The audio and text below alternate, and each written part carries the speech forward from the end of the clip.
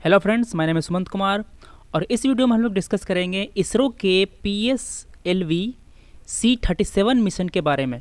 ठीक है, ये एक लॉन्च व्हीकल है जिसने 104 सैटेलाइट को अंतरिक्ष में पहुंचाया। हम लोग पढ़ेंगे इस लॉन्च व्हीकल के बारे में, प्लस इस लॉन्च व्हीकल ने कौन कौन सी सैटेलाइट्स कैरी की उसके बारे में देखेंगे। सबसे पहले हम लोग देख लेते हैं इसरो के बारे में। इसरो के प्रेजेंट चेयरमैन कौन है? ये हैं AS किरण कुमार। ठीक है, इसरो की स्थापना की गई थी 15 अगस्त 1969 में और इसरो का जो हेडक्वार्टर है वो अभी बेंगलुरु में स्थापित है। इसरो का मोटो क्या है? इसरो का मोटो है मानव जाति की सेवा में अंतरिक्ष प्रौद्योगिकी। ठीक है, space technology in the service of human kind. ISRO ने सिंगल रॉकेट को यूज़ करके 104 सैटेलाइट्स लॉन्च की हैं। इसे एक रिकॉर्ड कहा जा रहा है। रिकॉर्ड क्यों कहा जा रहा है? अब तक केवल 37 सैटेलाइट्स एक रॉकेट पे लोड होके जा पाई थी। ठीक है, इसरो ने क्या किया? इसरो ने सिंगल रॉकेट लॉन्चर यूज़ करके 104 सैटेलाइट भेजा। ठीक है, ये एक रिकॉर्ड है। ये maximum number of satellite on a single mission का रिकॉर्ड है। ठीक है, 37 सैटेलाइट का रिकॉर्ड किसके नाम था? 37 सैटेलाइट का रिकॉर्ड रशियन स्पेस एजेंसी के नाम था। ठीक है, उन्होंने 2014 में 37 सैटेलाइट्स को एक ही रॉकेट से भेज करके ये रिकॉर्ड बनाया था। इंडिया ने उस रिकॉर्ड को तोड़ा है। ठीक है, इसके पहले इसरो के PSLV C-34 इस लॉन्च व्हीकल ने 23 सैटेलाइट को लॉन्च किया था। कब लॉन्च किया था? वो लॉन्च किया था 20 जून 2015 को। इन 104 सैटेलाइट को लॉन्च करने के लिए कौन सा लॉन्च व्हीकल यूज़ किया गया था? इसको लॉन्च करने के लिए PSLV C-37 launch vehicle use किया गया था। PSLV को इसरो का वर्क हाउस भी कहते हैं। ठीक है, ये जो लॉन्च व्हीकल है वो काफ़ी रिलायबल है। काफ़ी रिलायबल क्यों है? क्योंकि ये बहुत कम फेल होता है और मैक्सिमम मिशन पे इसी लॉन्च व्हीकल को भेजा गया था। हमारा जो IRNSS, हमारा जो कॉन्स्टलेशन था, जो अभी हमारा जो नाविक है, इंडिया का जो GPS है, इसको बनाने के लिए हम लोगों ने अपना PSLV रॉकेट लॉन्चर ही यूज़ किया था। ठीक है, नाविक में जो सैटेलाइट लॉन्च किए गए थे वो PSLV के थ्रू ही भेजे गए थे। PSLV को इसरो द्वारा डेवलप किया गया है। ये एक एक्सपेंडेबल लॉन्च सिस्टम है, एक्सपेंडेबल लॉन्च व्हीकल है। क्यों? क्योंकि इसमें कई सारे स्टेजेस होते हैं। ये स्टेजेस कौन कौन से हैं मैं आपको आगे के लेक्चर में बताऊँगा। ठीक है, ये जो PSLV अपना जो लॉन्च व्हीकल है, देखिए मैं बार बार लॉन्च व्हीकल वर्ड यूज़ कर रहा हूँ। लॉन्च व्हीकल आखिर होता क्या है? लॉन्च व्हीकल एक सिंपल रॉकेट है जो सैटेलाइट्स को लेकर के ऊपर जाता है। ठीक है, जो सारे सैटेलाइट्स हैं वो इसी रॉकेट में फिट रहते हैं, इसी रॉकेट में लोडेड रहते हैं। ठीक है, तो PSLV जो है वो सिंगल यूज़ है। उसको हम बस एक ही बार यूज़ कर सकते हैं। वो एक बार यूज़ करने के बाद नष्ट हो जाता है। They can not be reused. ठीक है, हमारा जो PSLV C-37 लॉन्च व्हीकल था, जो रॉकेट था, वो 4 स्टेज रॉकेट था। 4 स्टेज रॉकेट मतलब उसमें 4 तरह के इंजन लगे हुए थे जो अलग अलग फ्यूल यूज़ करते थे। ठीक है, जो पहला स्टेज था वो सॉलिड फ्यूल यूज़ करता था। ठीक है, जो दूसरा स्टेज था वो लिक्विड फ्लूइड यूज़ करता था। जो थर्ड स्टेज था वो सॉलिड और जो फोर्थ स्टेज है वो लिक्विड। ठीक है, तो देख रहे हैं कैसे अल्टरनेट फ्लूइड जो फ्यूल है वो यूज़ कर रहा है। PSLV में टोटल 4 स्टेजेस हैं। 4 स्टेजेस क्यों हैं? देखिए, स्टेजेस बढ़ाए जाते हैं ताकि जो रॉकेट है उसकी कैरी कैपेसिटी बढ़ाई जा सके। अगर कोई रॉकेट 1500 kg का भार ले जा सकता है, तो अगर मैं इसमें स्टेज बढ़ा दूंगा तो वो इससे ज़्यादा भार ले जा पाएगा।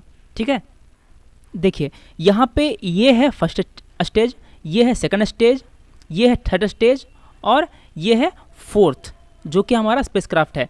ये हमारा PSLV नहीं है। ठीक है, ये बस एक मॉडल है जो मैं दिखा रहा हूँ आपको समझाने के लिए कि स्टेजेस क्या होते हैं।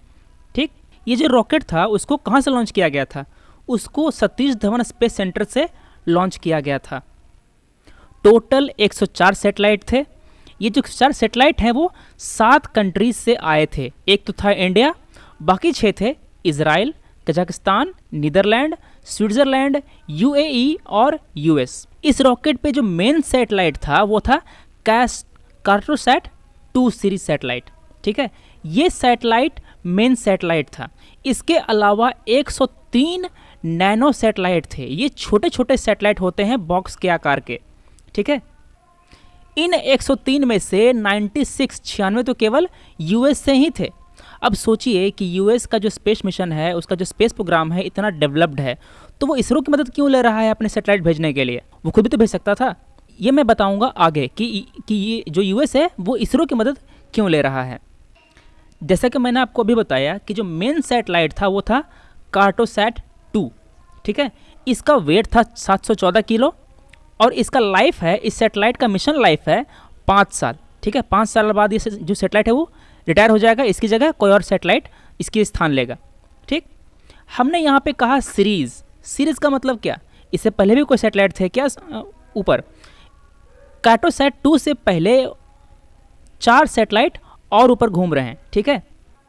इसीलिए मैंने यहाँ पे सीरीज़ वर्ड का यूज़ किया। कार्टोसैट सैटेलाइट करेगा क्या? ये हाई रेजोल्यूशन इमेज बनाएगा, हाई रेजोल्यूशन इमेज प्रोड्यूस करेगा। किसके? इंडियन लैंडमास के। हमारा जो भारत का जो ज्योग्राफी है उसका इमेज निकालेगा। इस इमेज का हम लोग यूज़ कहाँ करेंगे? इस इमेज का हम लोग यूज़ करेंगे कोस्टल लैंड को रेगुलेट करने के लिए। कोस्टल लैंड का यूज़ कैसे कैसे हो रहा है उसको रेगुलेट करने के लिए, ठीक है। फिर हम लोग जो लैंड मैप्स हैं उसको बनाएंगे, रूरल अर्बन मैनेजमेंट में हम लोग इसका इस्तेमाल करेंगे, ठीक है।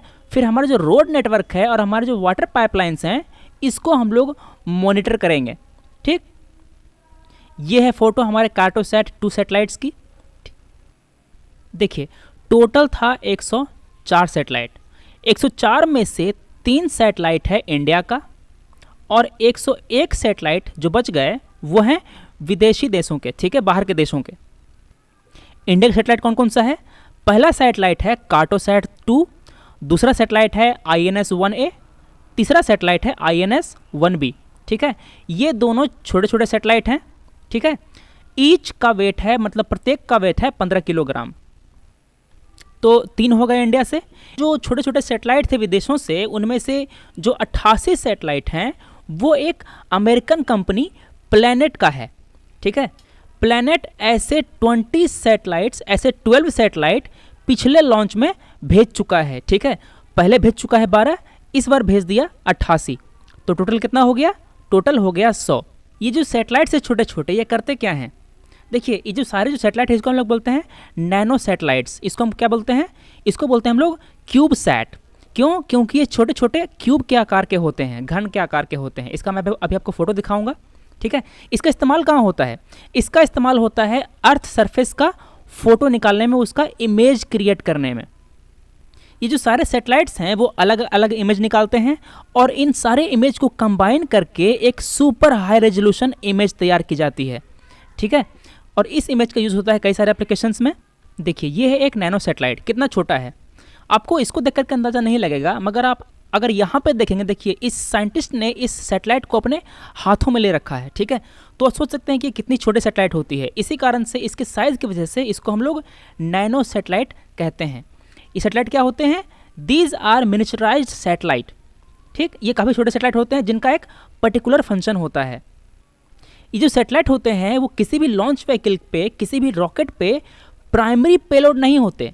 प्राइमरी पेलोड मतलब कि मेन पेलोड, मेन सैटेलाइट, ये मेन सैटेलाइट नहीं होते। रॉकेट पे मेन सैटेलाइट होता है कोई बड़ा सा सैटेलाइट, ठीक है। और ये छोटे छोटे जो क्या होते हैं, छोटे छोटे सैटेलाइट उसके साथ चले जाते हैं साथ में, ठीक है। इनको भेजने के लिए एक स्पेशल लॉन्च व्हीकल नहीं यूज़ किया जाता, ठीक। इसलिए इसे कहते हैं कि ये लोग जो होते हैं वो सेकेंडरी पेलोड्स होते हैं, जो अपने बड़े भाई के साथ जाते हैं।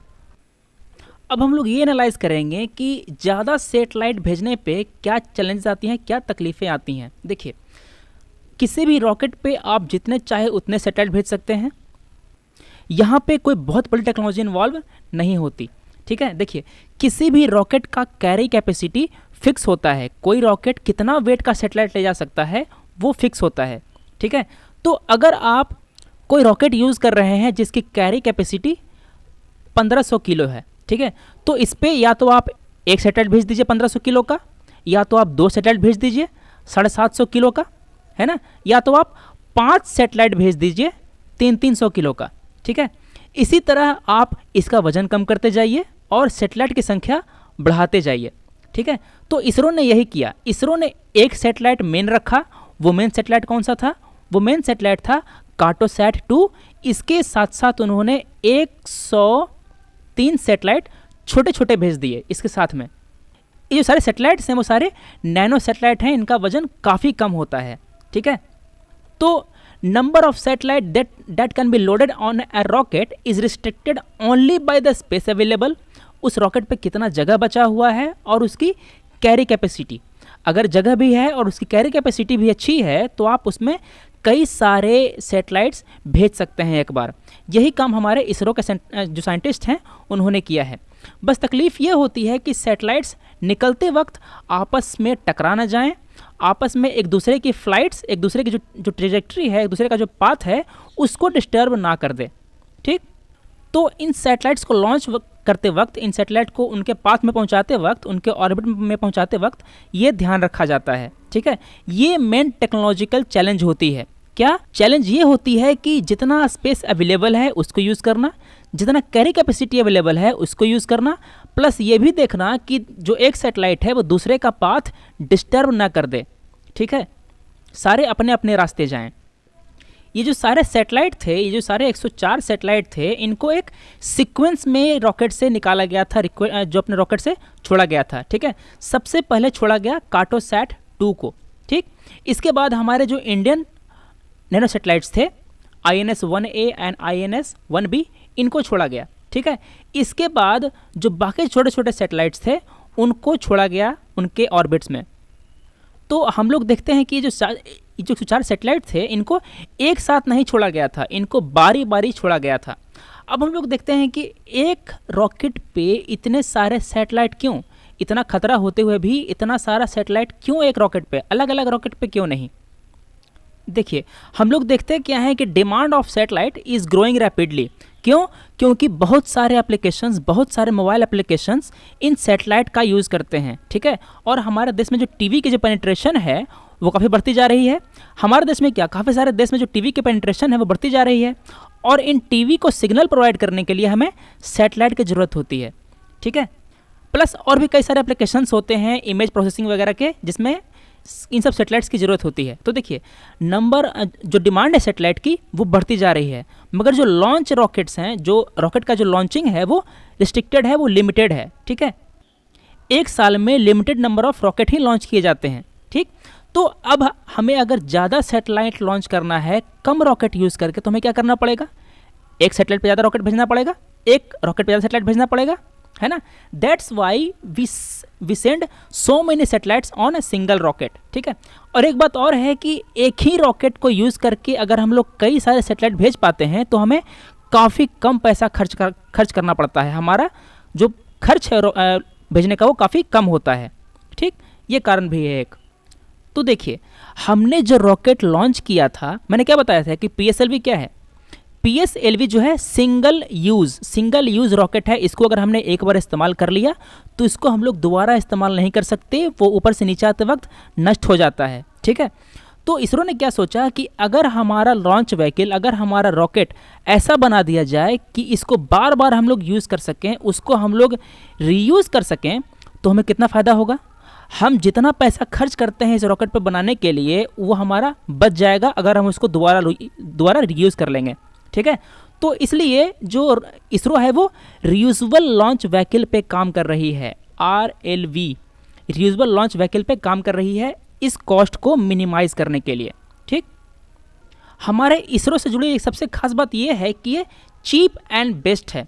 ये सबसे बढ़िया प्रोडक्ट प्रोवाइड करता है, सबसे बढ़िया सर्विस देता है बहुत ही कम दामों में, ठीक है। इसीलिए हमारे जो वर्ल्ड के जो काफ़ी सारे देश हैं, जैसे कि मैंने अभी आपको बताया कि इस लॉन्च व्हीकल में 7 देश के सैटेलाइट्स भेजे गए थे। इनमें एक था इंडिया और बाकी 6 देश अलग अलग थे, इसमें एक US भी था। तो अब बताइए कि US इंडिया का हेल्प क्यों ले रहा है। देखिए अगर इस सैटेलाइट को US के लॉन्च व्हीकल द्वारा भेजा जाता तो उस पर काफ़ी ज़्यादा खर्चा आता, ठीक है। क्यों खर्चा आता? क्योंकि वहाँ के जो साइंटिस्ट हैं उनकी पे काफ़ी ज़्यादा होती है, वो लोग काफ़ी ज़्यादा पैसे पे काम करते हैं। आप एक सिंपल कंपैरिजन देख लीजिए, जो ग्रेविटी मूवी आई थी 2013 में, उसका बजट था $100 मिलियन, ठीक है। एक मूवी बनाने में हॉलीवुड वाले ने $100 मिलियन खर्च किया, ठीक है। और इंडिया ने $73 मिलियन खर्च करके इंडिया से एक मार्स मिशन भेज दिया। तो आप देख रहे हैं कि हमारा जो इसरो है वो कितना बढ़िया काम करता है कम पैसे में। ये तो था इसरो का मिशन PSLV C-37। इसके बाद हमें GSAT-9 भेजना है, GSAT-11, 17, 19 और GISAT-1 भेजना है, ठीक है। इसके बाद हमारे प्रधानमंत्री नरेंद्र मोदी ने ये घोषणा की थी 18th सार्क समिट में कि एक सार्क सैटेलाइट भेजा जाएगा, ठीक है। ये सैटेलाइट सभी सार्क नेशन को सर्व करेगा, ठीक। इसके बाद एक निसार भेजी जाएगी। निसार का फुल फॉर्म क्या है? निसार का फुल फॉर्म है NASA ISRO synthetic aperture radar, ठीक है। इस प्रोजेक्ट में नासा जो अमेरिकन ऑर्गेनाइजेशन है और इसरो ये दोनों मिलकर काम कर रहे हैं। इस सैटेलाइट का यूज़ किया जाएगा रिमोट सेंसिंग में, ठीक। ये तो था हमारा सैटेलाइट, फोर्थ कमिंग सैटेलाइट्स। इसके बाद हम लोग देखते हैं कि कौन कौन से एक्स्ट्रा टेरेस्ट्रियल एक्सप्लोरेशन जो हैं वो भेजे जाएंगे। देखिए, मून पे जाएगा चंद्रयान 2। कब जाएगा? वो जाएगा 2018 में। इसको ले जाने वाला रॉकेट कौन सा होगा? इसको ले जाने वाला रॉकेट होगा GSLV Mark 2, ठीक है। इसके बाद सन की ओर जाएगा आदित्य 1। इसको कौन ले जाएगा? इसको ले जाएगा अपना PSLV XL। कब ले जाएगा? इसको ले जाएगा 2019 में। फिर 2020 में वेनस की ओर जाएगा इंडियन वेनुसियन ऑर्बिटर मिशन, ठीक है। फिर मंगल की ओर 2018 में ही जाएगा मंगलयान 2, ठीक है। ये कहा जा रहा है कि जो मंगलयान 2 है ये एक रोवर भी ले जाएगा साथ में। हमारा जो मंगलयान 1 था, जो मार्स मिशन था, वो बस मंगल ग्रह के चारों तरफ चक्कर काट रहा है, ठीक है। इसने मार्स पर लैंड नहीं किया है, ठीक है। जो मंगल ग्रह है इस पर इसने लैंड नहीं किया है, मगर ये कहा जा रहा है कि जो मंगलयान 2 है वो इस मंगल ग्रह पे लैंड भी करेगा, वहाँ पर अपने रोवर भी उतारेगा, ठीक। फिर अगला मिशन है TBD। ये जाएगा 2020 में। इसको कौन ले जाएगा? इसको ले जाएगा GSLV 3। ये तो था हमारा मिशन PSLV C-37, ठीक है। अब आपको एक सवाल का जवाब देना है। ये बताइए कि हमारा जो नाविक जो बनाया गया उसमें सैटेलाइट्स को लॉन्च करने के लिए कौन सा लॉन्च व्हीकल यूज़ किया गया? आपके पास दो ऑप्शन है, पहला है PSLV, दूसरा है GSLV। आप कमेंट सेक्शन में हमें ये बताइए कि हमें अपना देसी जो GPS है उसको बनाने में कौन सा व्हीकल यूज़ करना पड़ा, ठीक। तो हम लोग मिलते हैं अगले वीडियो में। Thanks for watching.